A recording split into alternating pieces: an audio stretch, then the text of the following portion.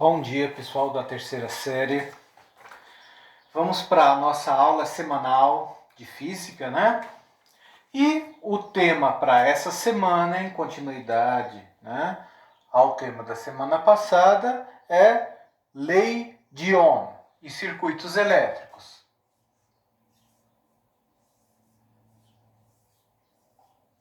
Ohm e circuitos elétricos. Tá?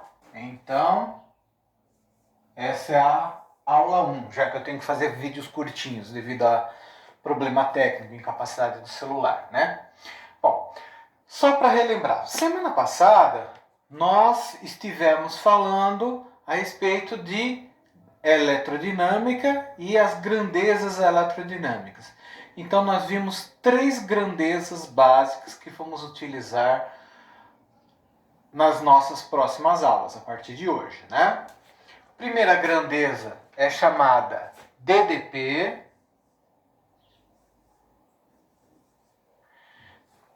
A segunda grandeza é a corrente elétrica.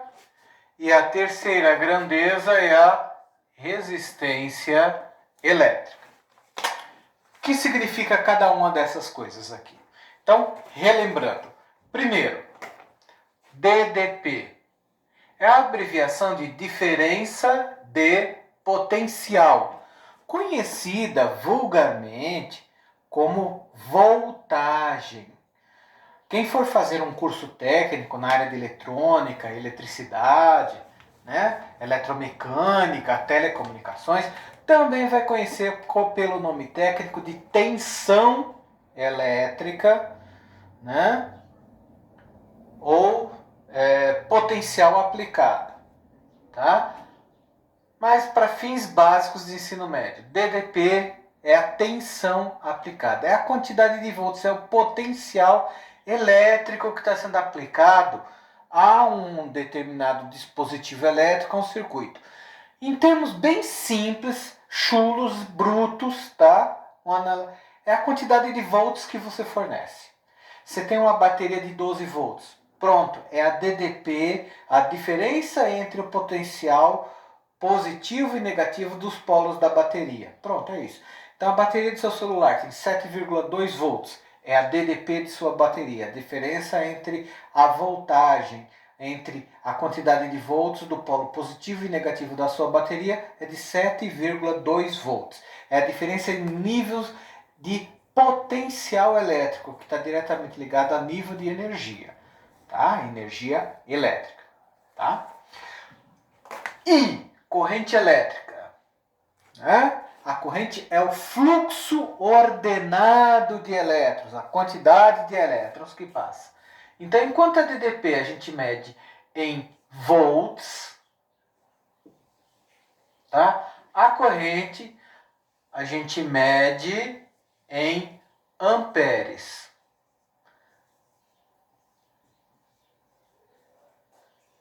A maiúsculo, nunca A minúsculo, tá? Então é a quantidade de elétrons que está passando num fio, num condutor ou num cabo, tá? É a quantidade de amperes, a quantidade de elétrons, tá?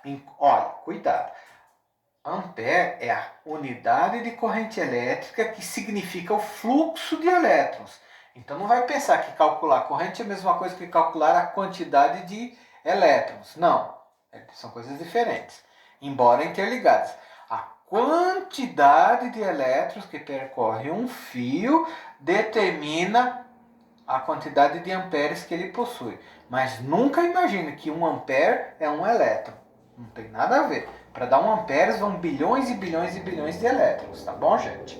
É assim, né? Então é a quantidade de elétrons que estão percorrendo um circuito, um fio, um cabo, tá? Um poste, ou o solo, no caso do ou o corpo humano, no caso de um choque elétrico, tá?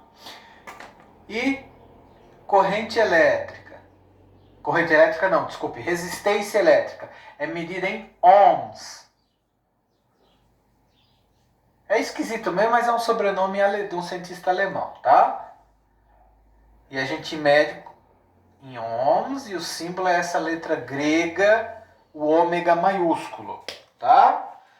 Representa a resistência elétrica, a dificuldade que o corpo apresenta a passagem da corrente pelo seu interior. Ou seja, representa o quanto ele segura os elétrons, os átomos daquele material seguram os elétrons para si antes de permitir que eles o atravessem. Tá? Então nós temos materiais que seguram muito esses elétrons, são chamados isolantes. A força com que o núcleo atrai os elétrons é muito grande, então é difícil aquele processo dos elétrons se ligarem a um átomo e provocarem a ejeção de um átomo de um elétron de valência para a corrente se formar. Tá? São materiais isolantes. Ou materiais que são condutores. A função trabalho é fraca, ela é baixa. Então os materiais se ligam e se desligam com grande facilidade. Tá? Os elétrons têm grande facilidade de fazer e desfazer as ligações na camada de valência com o núcleo atômico. São os materiais condutores. E aqueles materiais intermediários são os semicondutores. Eles têm uma função trabalho intermediária entre o nível de condução e o nível de isolamento. Né? Aquela função trabalho ela tem valores mais ou menos intermediários. Dependendo da condição como o material é utilizado, ele pode ter uma condição de condução ou de isolamento. Tá? Bom, como essas três grandezas se relacionam? Todas elas têm a ver com eletricidade. Todas elas estão interligadas, inclusive matematicamente. De que maneira? Através da chamada lei de Ohm, que é a lei que governa todo o relacionamento dessas grandezas e que a gente usa para analisar circuitos elétricos, máquinas elétricas, fenômenos elétricos, quaisquer sejam eles. Tudo é analisado através dessa lei de Ohm que nós vamos ver no nosso próximo vídeo. Tá?